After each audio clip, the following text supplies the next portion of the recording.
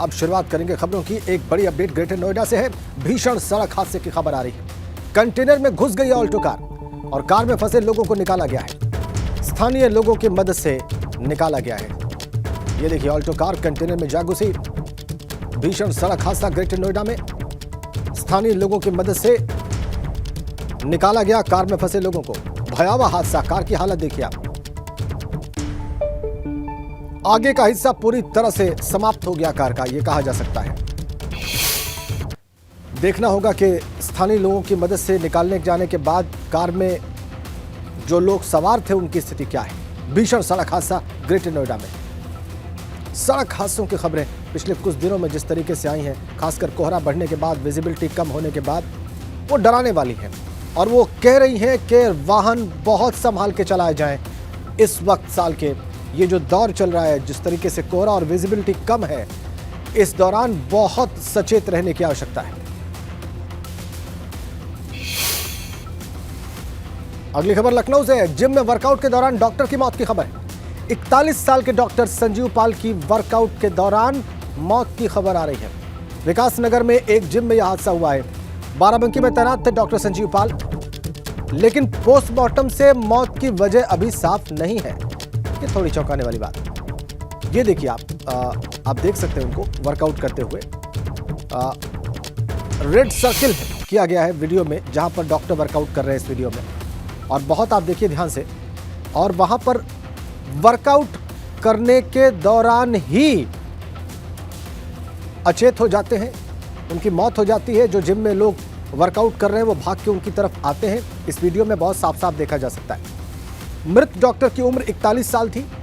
Postmortem किया गया dead body का, लेकिन उस पोस्टमार्टम के रिपोर्ट में कोई कारण स्पष्ट रूप से समझ में नहीं आ रहा है।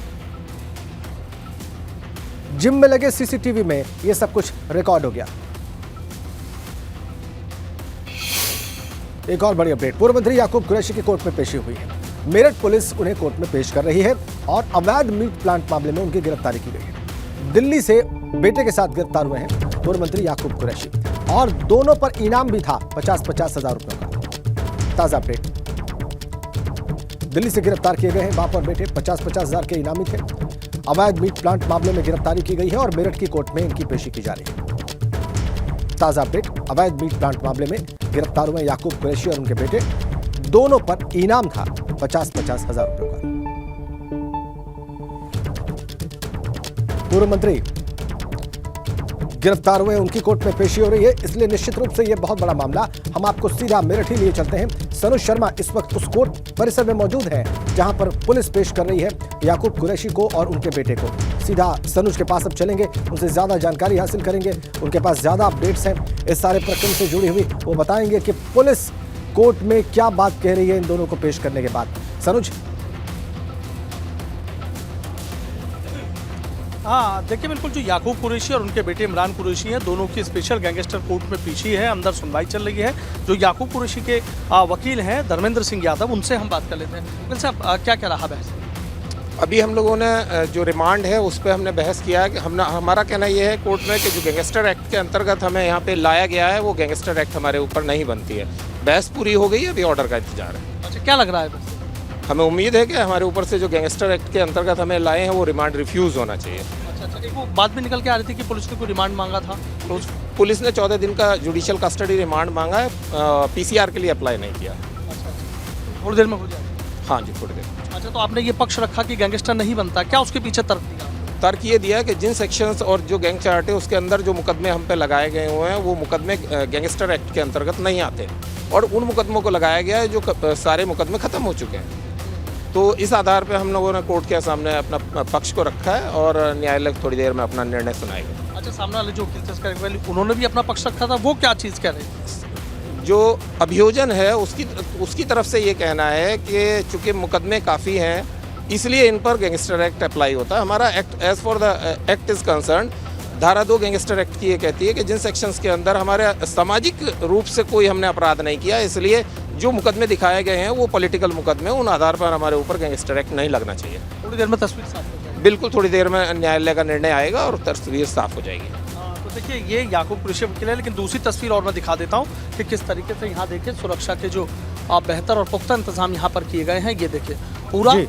ये जो तस्वीरें हैं स्पेशल गैंगस्टर एक्ट कोर्ट के बाहर की तस्वीरें हैं और यहाँ जो याकूब कुरैशी हैं, उनके परिवार के लोग हैं, उनके कुछ समर्थक हैं, वो भी यहाँ पर मौजूद हैं और जो पुलिस फोर्स है, पुलिस फोर्स भी यहाँ पर मौजूद है। बस सबको इस बात का इंतजार है कि जो सुनवाई हुई है, जो आपस में बहस हुई है, उसके बाद क्या कोर्ट का निर्णय आता है। क्या याकूब कुरैशी को 14 दिन की न्यायिक हिरासत में जेल लेकिन भेजा यहाँ पर जाएगा? क्या पुलिस ने जो रिमांड मांगा सनुज, लेकिन यहाँ पर बहुत महत्वपूर्ण है, तमाम ऐसे अभी जो डिफेंस के लॉयर ये कह रहे हैं कि पुलिस ने कस्टडी रिमांड नहीं मांगा है, जुडिशियल रिमांड मांगी है।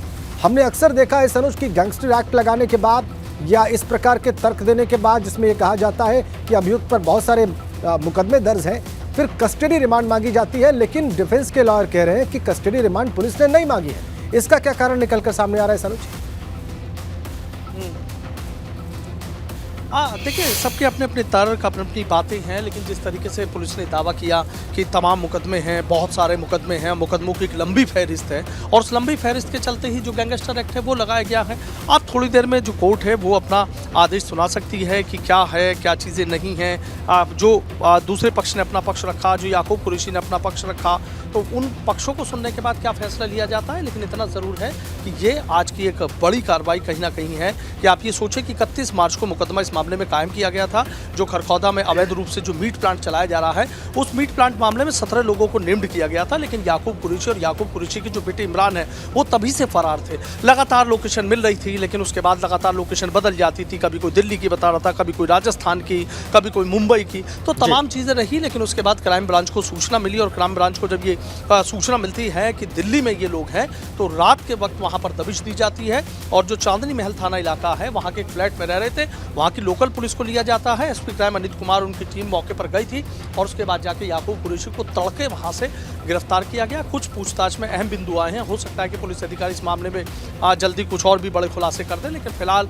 तमाम पूछताछ और तमाम चीज़ें करने के बाद जो स्पेशल गैंगस्टर कोर्ट है वहाँ पर याकूब कुरैशी और उनके बेटे इमरान कुरैशी को यहाँ पर पेश किया गया। सुनवाई पूरी हो गई है, बस फैसले का इंतजार है और उसके बाद जो तस्वीर है वो काफ़ी हद तक साफ हो जाएगी कि क्या रहा इस पूरे मामले में। लेकिन ऐसा है कि पुलिस को तमाम ऐसे कई बिंदु हैं। देखिए गैंगस्टर एक्ट लगा दिया गया है, जो 26 संपत्तियां और बताई जा रही हैं कि 26 ऐसी संपत्तियां हैं जो 80 करोड़ से लेकर 100 करोड़ तक की हैं कि उनके भी पुलिस जब्तीकरण की कार्रवाई कर सकती है। अब तक 100 करोड़ रुपए से ज्यादा की जो संपत्ति है उसको पुलिस यहाँ पे कुर्क कर चुकी है। और भी कई जो जानकारियां हैं वो पुलिस को जुटानी है कि भाई जो मीट एक्सपोर्ट होता था जहाँ पर, वहाँ किस तरीके से पैसा आता था, किन अकाउंट में पैसा आता था, कौन कौन से अकाउंट है, कौन कौन ऐसे लोग हैं। स्वाभाविक है, ये सारा मनी ट्रेल पुलिस तलाशेगी, इसका इन्वेस्टिगेशन करेगी, इसके तथ्य तलाशेगी और इकट्ठा करके उन्हें कोर्ट के सामने प्रस्तुत करेगी ताकि प्रोसिक्यूशन का केस मजबूत हो सके और इसके ठीक उलट दूसरे विपरीत प्रयास होंगे डिफेंस लॉयर के। बहुत धन्यवाद आपका सनुज शर्मा इन तस्वीरों के लिए। एक बड़ी अपडेट लखनऊ से है, मदरसों से निकाले जाएंगे गैर मुस्लिम छात्र, ये बड़ी खबर। मदरसों से निकाले जाएंगे गैर मुस्लिम छात्र। जी, राष्ट्रीय बाल अधिकार संरक्षण आयोग ने फरमान जारी कर दिया है। यूपी में इस वक्त 16,000 मदरसे मान्यता प्राप्त है, 8,500 गैर मान्यता प्राप्त और 600 के करीब अनुदानित मदरसे उत्तर प्रदेश में संचालित हो रहे हैं। और आयोग की चेयरमैन प्रियंका कानूनगो की ओर से सभी राज्यों और केंद्र शासित प्रदेशों को पत्र भेजा गया है। देश भर के अनुदानित और मान्यता प्राप्त मदरसों में पढ़ने वाले गैर मुस्लिम छात्र छात्राओं को चिन्हित करके वहां से निकालकर आरटीई के तहत सामान्य शिक्षण संस्थानों में दाखिल कराया जाएगा।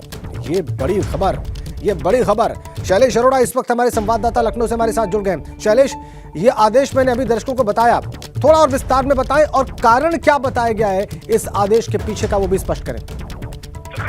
राजेंद्र, देखिए फिलहाल जो चीजें सामने आई हैं, राष्ट्रीय बाल अधिकार संरक्षण आयोग जो है उसको ये शिकायतें मिल रही थी कि मदरसों में गैर मुस्लिम छात्र छात्राएं जो छात्र हैं वो भी पढ़ रहे हैं। और यहाँ इसके पीछे जो वजह बताई गई वो ये कहा गया कि क्योंकि इन मदरसों में दीनी तालीम दी जाती है, ऐसे में ये चीज उचित नहीं है।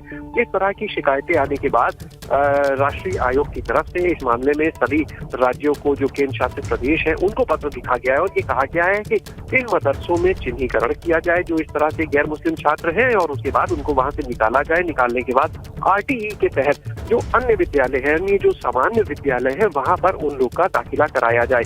और इसके साथ ही देखिए उत्तर प्रदेश की अगर बात करें तो उत्तर प्रदेश राज्य बाल अधिकार संरक्षण आयोग जो है वो भी इसे लेके एक्टिव हो गया है और उनकी तरफ से अब एक पत्र जो है वो जारी किया जा रहा है। वो भी अपनी तरफ अल्पसंख्यक कल्याण विभाग जो है प्रदेश का, उससे बात करेंगे, समन्वय करेंगे, राज्य सरकार से समन्वय करेंगे और ये देखा जाएगा कि उत्तर प्रदेश के अगर मदरसों की बात करें तो यहाँ पर कितने गैर मुस्लिम छात्र पढ़ते हैं और उसके बाद उनको वहां से निकालने का काम किया जाएगा। और जो मुख्य वजह बताई जा रही है वो यही कि यहाँ पर इन मदरसों में क्योंकि दीनी तालीम दी जाती है, एक क्योंकि देखिए दीनी तालीम है, विशेष धर्म से जुड़ी हुई तालीम है, ऐसे में वहाँ पे अगर गैर मुस्लिम छात्र पढ़ रहे हैं तो वो उचित नहीं बताया जाता।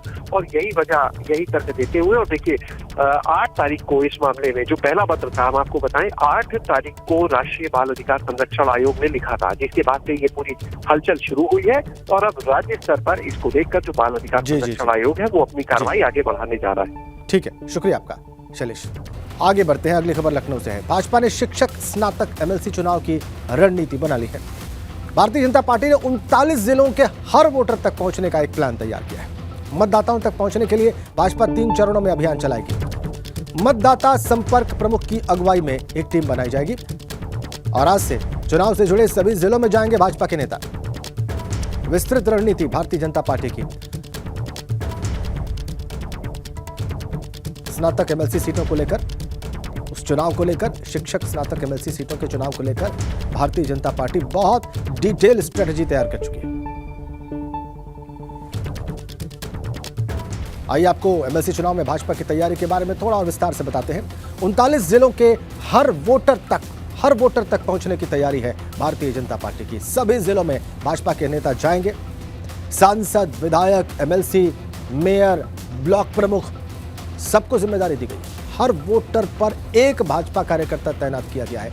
इतनी माइक्रोस्कोपिक स्ट्रेटजी तैयार की गई है। 10 जनवरी से 3 चरणों में मतदाता संपर्क अभियान चलाया जाएगा। 21 जनवरी से मतदाता सम्मेलन भी होगा।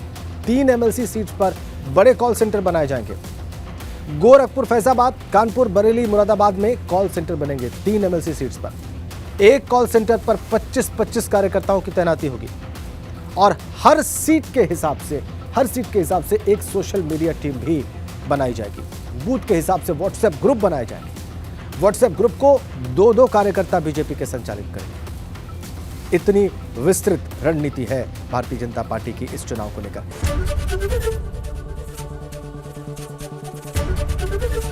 एबीपी गंगा, खबर आपकी, जुबान आपकी।